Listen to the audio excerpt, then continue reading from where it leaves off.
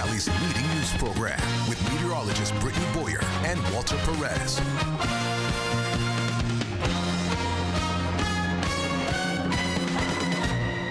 The shore may be the place to be tomorrow. We're forecasting the warmest temperatures so far this year. In fact, some areas will be approaching record highs coupled with sticky humidity. It's Sunday night. I'm Walter Perez. The big story in Action News is the summer-like weather continuing as we head into the new work week. Tomorrow could be the hottest day of the year, feeling more like June than April. Meteorologist Brittany Boyer joins us live with our first check of the AccuWeather forecast. Brittany. And today was just a preview of what's to come over the next 2 days. Yesterday we were in the 50s. Today we got into the low 80s, and tomorrow we are climbing even higher. Temperatures tonight, if you're stepping outside, you're going to notice you don't need a jacket. Many areas are in the 60s, still sitting at 70 degrees in Philadelphia, Lancaster, also out toward Reading. And we have had a couple of showers that we've been watching move their way south from northeastern Pennsylvania. The showers now moving through areas such as LBI, so Barnegat Light dealing with some of those showers. But for the rest of us, it's a pretty quiet evening. Tomorrow, you can leave the jackets at home. Look at the rapid rise in temperatures. We're at 70 degrees by 9 o'clock in the morning. Clouds mixed with sunshine. We've got the summertime feel with us, with temperatures topping out around 88 degrees here in Philadelphia, which is just shy of the daytime record high of 90 degrees. So tomorrow, temperatures are soaring. We're approaching daily record highs. By Tuesday, I am tracking some thunderstorms late in the afternoon and into the evening, but we welcome May this week, and it's not cold. 70s and 80s coming up in the extended forecast. I'll talk more about that and the late week forecast coming up in just a bit, Walter. Okay, Brittany, thank you. Many people spent the day outside enjoying the wonderful weather, and they're aware it's not over yet. Action News reporter Brianna Gallagher joins us live from Manayunk with much more. Brianna. Yes, Walter, it's definitely not over. It was seriously the perfect day outside. Sunshine, blue skies. We can expect more of that tomorrow, but what a great way to end the weekend.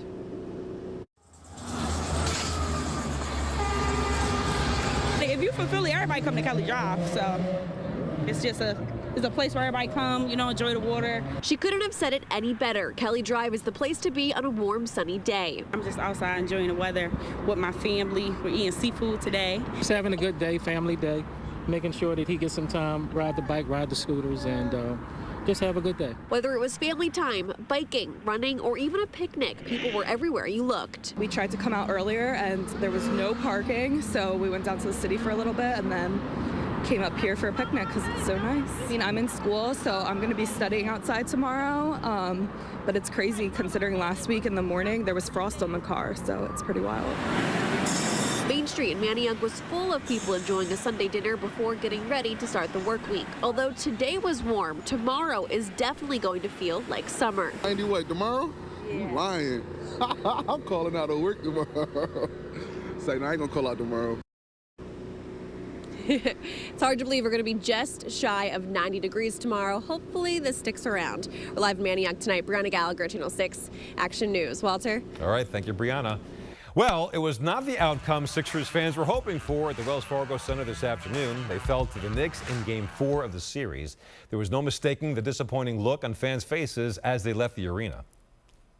We had it in the bag, and at the end of the game, we were missing a bunch of offensive rebounds, and we just kind of let it slip away at the end. But, yeah, we're all upset. I'm heartbroken to see them lose like this. I mean, we were just so close. We were right there. I was literally on the edge of my seat watching this game the whole entire time. Now, adding salt to the wound, the Wells Fargo Center had a lot of Knicks fans inside. Now the Sixers head back to Madison Square Garden on Tuesday for a win or bust game in New York. Coming up in sports, Gabriella Galati will have much more on what went wrong and the need to turn things around for Game 5 for sure. Aramark workers were once again on the picket line as fans arrive for this afternoon's Sixers game at the Wells Fargo Center. This is day 4 of the strike for these employees seeking higher wages and better health care benefits. They called on fans to show their support by not buying food or drinks from Aramark inside the facility. The union says these food service workers earn much less than their counterparts at other stadiums. Efforts to reach out to Aramark for a reaction have gone unanswered so far tonight. Pro-Palestinian demonstrators continued for a third day on the campus of the University of Pennsylvania. And today, several organizations gathered to hold a Passover Seder in a show of solidarity. Action News reporter Brianna Smith joins us live from University City with much more. Brianna. Walter, protesters were supposed to rally at City Hall, but instead they came here tonight to support the pro-Palestinian demonstrators. And as you can see, they remain here tonight chanting and voicing their concerns until university leaders meet their demands. From University of Pennsylvania to Swarthmore College. Our actions are in solidarity with Gaza. Jewish Voice for Peace, Families for Ceasefire Philly, and more groups held Passover Seders on campuses Sunday. The demonstrators continue to call for a ceasefire in Gaza. We cannot celebrate liberation and freedom for Jews without working and fighting for the liberation of Palestinians. These protesters stood alongside the Gaza Solidarity encampments at both schools, consisting of students and outside demonstrators. And I think it's just very important for all of us to be working together. Encampment organizers have 3 demands for university leaders: disclose the school's financial holdings, divest from companies connected to Israel, and defend Palestinian students. I think that the conversations are productive. We want to feel supported by our institution, and we want to feel like they're meeting us. On Friday, Penn's interim president ordered the protesters to disband the encampment immediately due to university violations, harassment, and intimidation. Students who support free speech hope the situation doesn't escalate. I'm concerned about the fact that there are people who are obviously not Penn students overnight here at the encampment. I'm also concerned about the fact that there was vandalism of Penn property. My hope is just that it finishes off like passively, not violent, and that seniors can have their events safely and peacefully as well.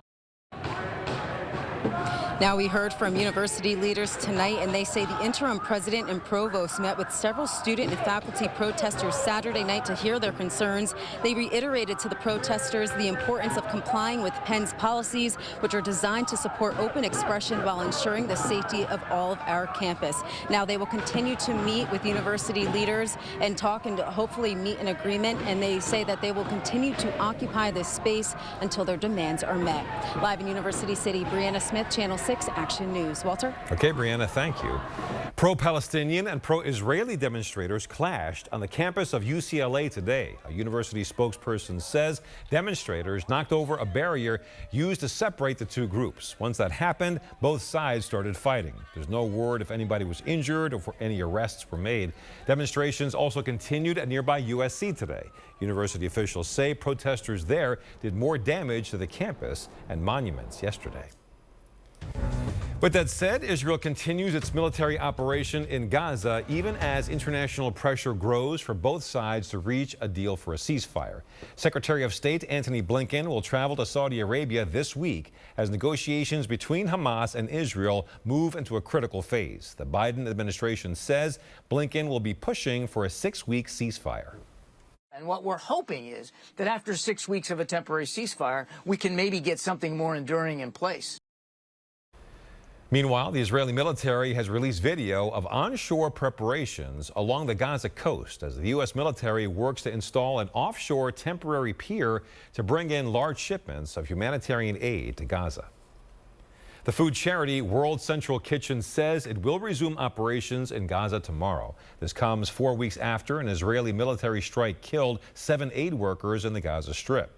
The organization is opening a third kitchen named after a Polish aid worker who was killed during that strike back on April 1st. The Israeli military said the incident is being investigated, that the strike was also a grave mistake, and that it did not intend to harm the aid workers. 3 people were caught on surveillance camera stealing American flags from a neighborhood homes in the Lehigh Valley. Authorities in Macungie say 2 men and a woman were spotted walking near Lay Street early yesterday morning. Please call police if you have any information about this case. Much more to come in Action News. A string of deadly tornadoes leaves a trail of destruction across Oklahoma. The damage that the same system brought to parts of Nebraska and Iowa as well. Plus, thousands of people band together to spread the message about the need for organ donors when Action News comes right back.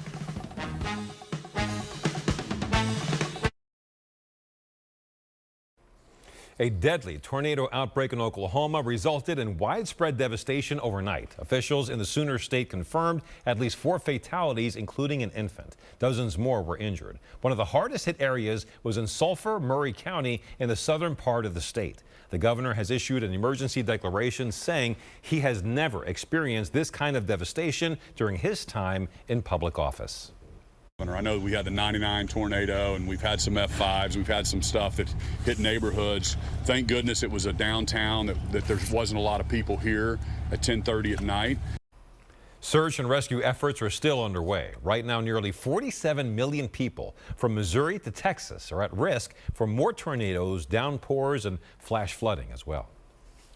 A settlement has been reached with the eyewitness who supposedly tried to intervene during the deadly arrest of George Floyd. May 25th will mark 4 years since Officer Derek Chauvin kneeled on Floyd for more than 9 minutes. The deadly encounter resulted in nationwide protests. Chauvin was later found guilty of murder. Donald Williams testified against Chauvin. He sued the city of Minneapolis last year, alleging officers assaulted him as he supposedly tried to prevent Floyd's death. He also says he suffers from post-traumatic stress disorder from the event.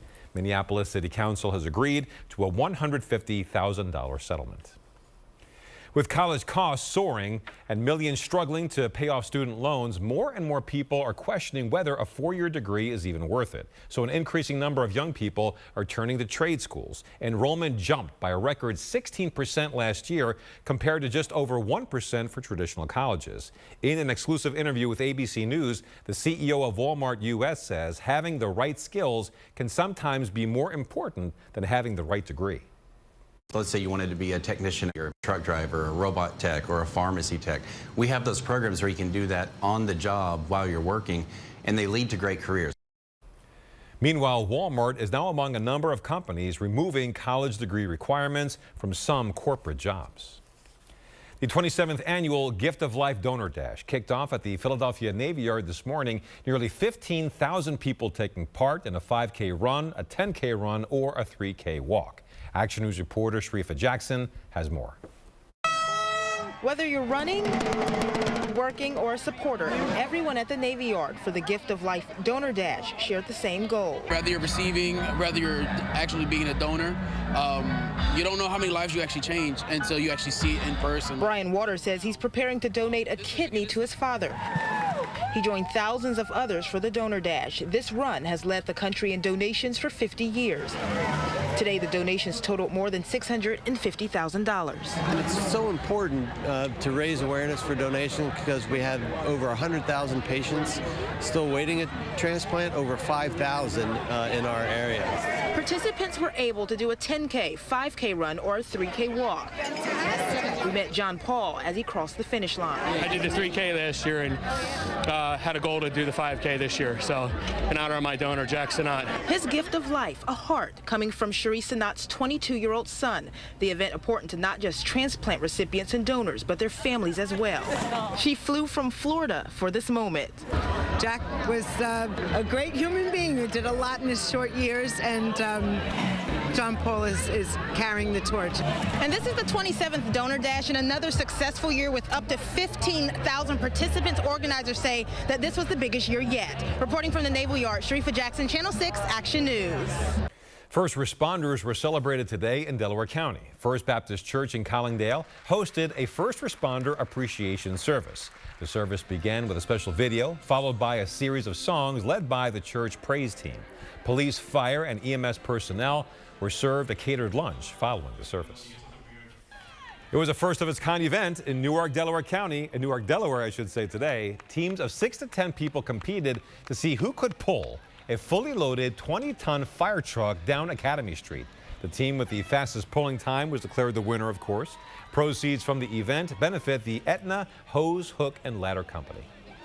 Much more to come in Action News. Another check of the AccuWeather forecast. Taking a live look outside at Philadelphia International Airport. Meteorologist Brittany Boyer returns with your AccuWeather 7-day forecast when Action News comes right back.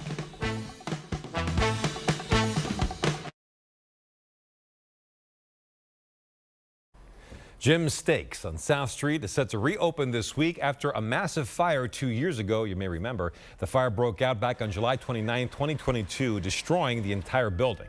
Officials say faulty electrical wiring started that blaze. After years of reconstruction, the business is finally set to reopen this Wednesday.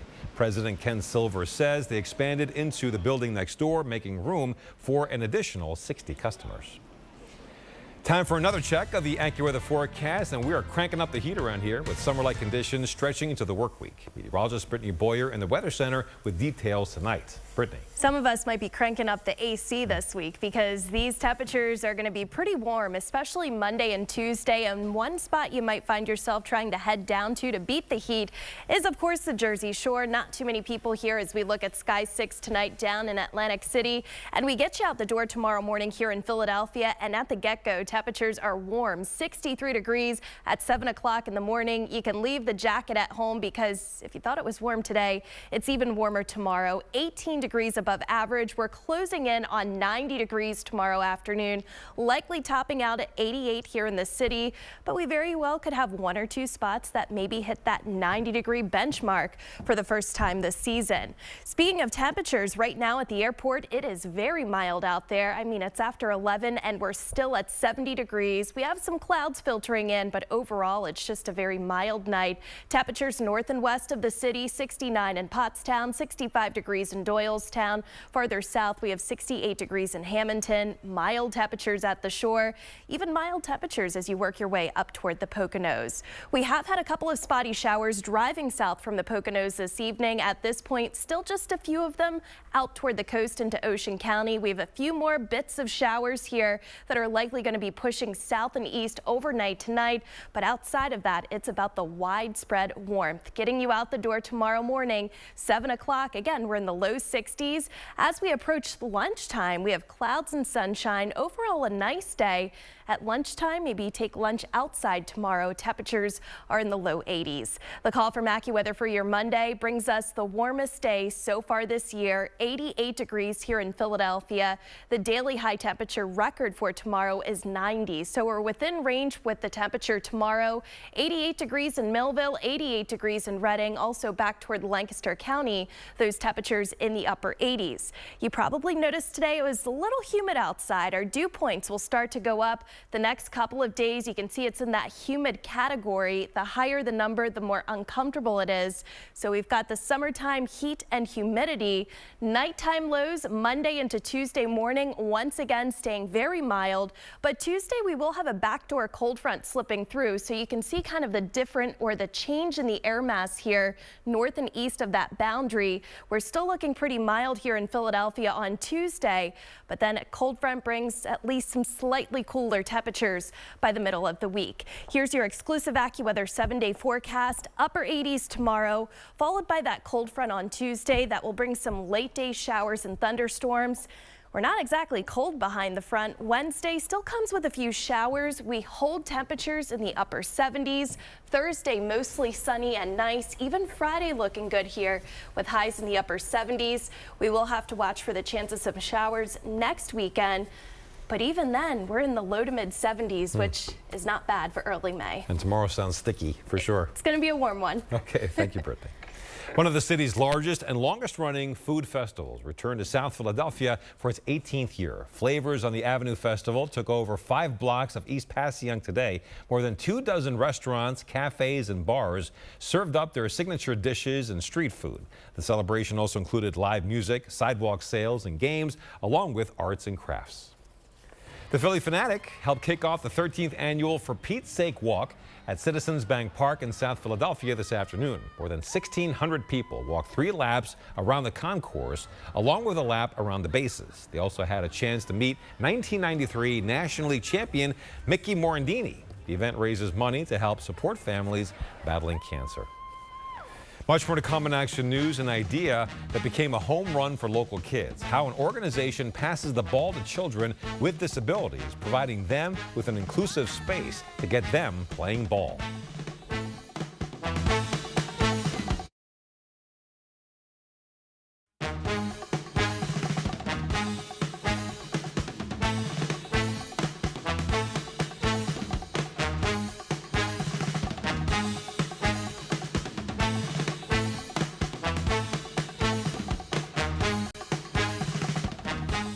Time for a check on sports, and it's win or go home time for the Sixers after falling to the Knicks in Game 4 today.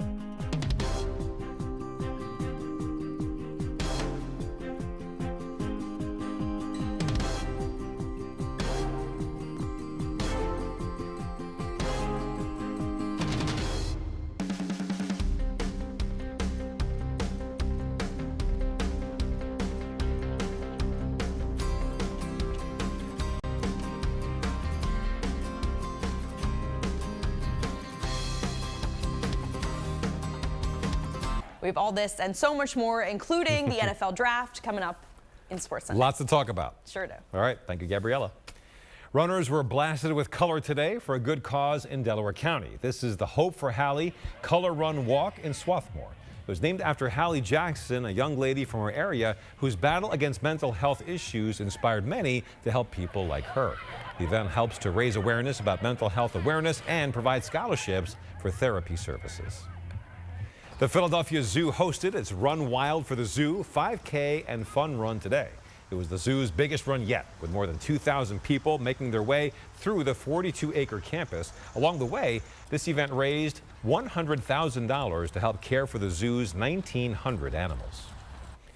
We have a special treat for you tomorrow. Good Morning America is coming to Philadelphia. ABC's Janae Norman will be here to showcase a local school that's carrying on the Philly barbershop legacy. And our very own Karen Rogers will join Ginger Z. It all begins at 7 o'clock tomorrow morning right here on 6 ABC. Action News comes right back.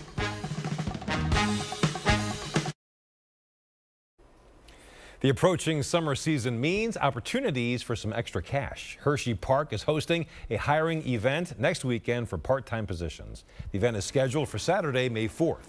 Those interested can apply and be interviewed right there on the spot inside the Coaster Cafe between 9 a.m. and 11 a.m. Jobs include lifeguards, food and beverage workers, rides and attractions, along with guest experience and security.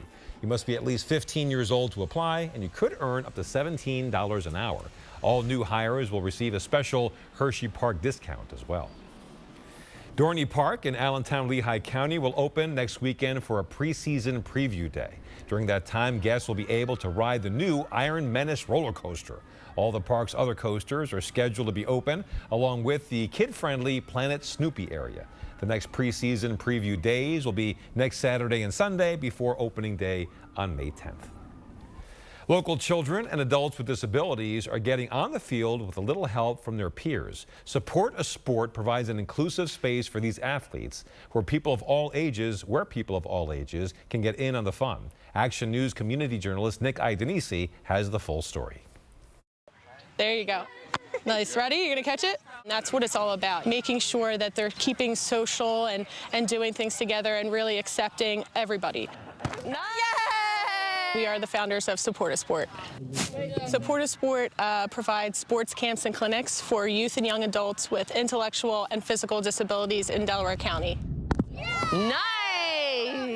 Right now we're at Springfield High School. This is our third year that we kind of started it during COVID, the idea of it, and then once COVID was over, we were up and running. I did it! I by myself. My sister Lauren, she has intellectual disability and autism, and she's 35 years old. So after she graduated from high school, there really wasn't anything for her to do exercise-wise, and also like meeting people in the community. So this was something that we started because of her.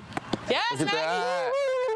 Most of the volunteers we get are high school students, and it really shows them, you know, the social piece for our athletes and, you know, including them in the sports that they love. There you go, good hit. It's been great, it really has. You know, just to see the smile on the kids' faces and to give everybody an opportunity, no matter, you know, what age they are, and just have them feel like, you know, they're one of the guys or one of the girls, you know, part of the team. Oh, yeah. High five. Everybody feels included, you know, from when we first get here to when we leave. 1, 2, 3, support a sport! Good job, Mark. All right, it was a joyous day in Bryn Mawr as Ann Foley celebrated her 101st birthday. Ann's family hosted a dinner in her honor. Born in 1923, Ann has 2 children, 9 grandchildren, and 10 great-grandchildren.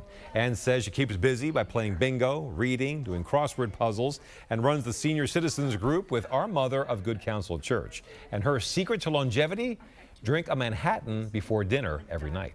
From all of us here at Action News, a very, very happy birthday, Ann. In Delaware, the founder of Auntie Anne's, the world's largest pretzel franchise, stopped by the Christiana Mall today. Ann Beeler signed copies of her new cookbook called Come to the Table.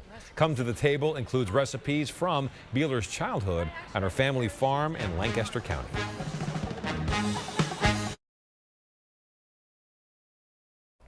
A parade of corgis in Moscow, Russia this weekend marked the anniversary of an exhibit dedicated to all things Star Wars. These little dogs are dressed in attire from a galaxy far, far away, including Darth Vader, a stormtrooper, even a droid.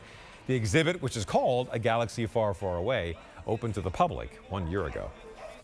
Action News Sports Sunday is next here on Channel 6. Action News continues at 4 tomorrow morning with Tamala Edwards, Matt O'Donnell, Matt Pellman, Aliana Gomez, and Karen Rogers. Now for Brittany Boyer, Gabriella Galati, and the entire Action News team, I'm Walter Perez. Have a good night and a great week ahead.